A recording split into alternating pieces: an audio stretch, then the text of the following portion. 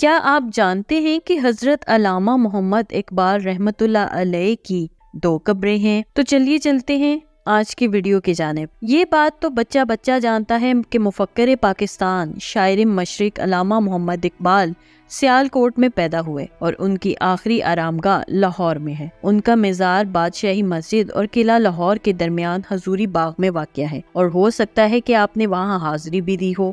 لیکن کیا آپ کو یہ پتا ہے کہ علامہ صاحب کی ایک قبر ترکی میں بھی واقع ہے؟ حضرت علامہ محمد اقبال رحمۃ اللہ علیہ کا جسد تو لاہور میں ہی دفن ہے، لیکن ترکی کے شہر کونیا میں بھی ان کی ایک علامتی قبر موجود ہے۔ حضرت مولانا رومی رحمۃ اللہ علیہ کے مزار کے نواح میں ایک علامتی قبر پر علامہ صاحب کی تختی لگی ہے۔ کونیا آج بھی ترکی کا سب سے زیادہ مذہبی شہر ہے، بلکہ اسے ملک میں اسلام کا قلعہ بھی کہا جاتا ہے۔ حضرت مولانا رومی رحمۃ اللہ علیہ 13ویں صدی کے ایک عظیم صوفی بزرگ اور شاعر تھے۔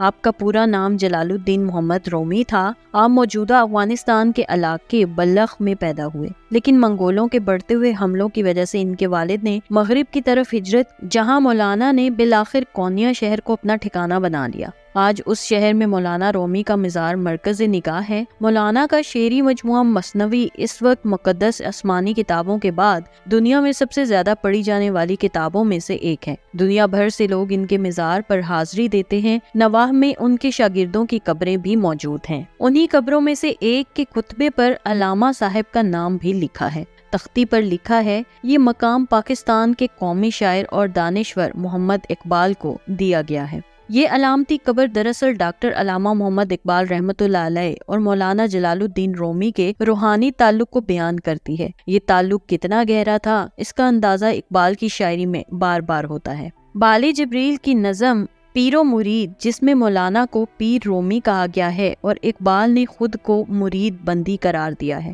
شاید یہ علم ہی ہے جو زمان اور مکان کی پابندیاں توڑ دیتا ہے، ورنہ کہاں 13ویں صدی کے اوائل میں پیدا ہونے والے رومی اور کہاں 19ویں صدی کے آخر میں پیدا ہونے والے اقبال، دونوں میں 670 سال کا فاصلہ تھا۔ لیکن علم کی دنیا میں یہ صدیوں کا فاصلہ بھی کوئی معنی نہیں رکھتا، اور ان حدود کو یہاں تک توڑ دیتا ہے کہ آج ہمیں اقبال رومی کے مزار کے سائے تلے بھی نظر آتے ہیں۔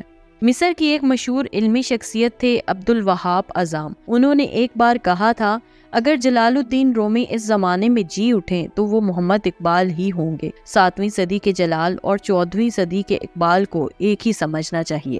بال جبریل کی ایک نظم میں علامہ اقبال مولانا محمد رومی کے حوالے سے کہتے ہیں، ہم خوگر محسوس ہیں ساحل کے خریدار، ایک بحر پر آشوب پر اسرار ہے رومی، تو بھی ہے اسی قافلہ شوق میں اقبال، جس قافلے شوق کا سالار ہے رومی، اس عصر کو بھی اس نے دیا ہے کوئی پیغام، کہتے ہیں چراغ راہ احرار ہے رومی۔ پاکستان سے بہت سارے سیاح اور عقیدت مند ترکی کے شہر کونیا جاتے ہیں اور مولانا رومی کے مزار کے بعد علامہ اقبال کی اس علامتی قبر پر بھی حاضری دیتے ہیں۔ اللہ تعالیٰ اپنے ان مقبولان کے درجات مزید بلند فرمائے اور ہمیں ان کی تعلیمات سے استفادہ حاصل کرنے کی بھی توفیق عطا فرمائے، آمین یا رب العالمین۔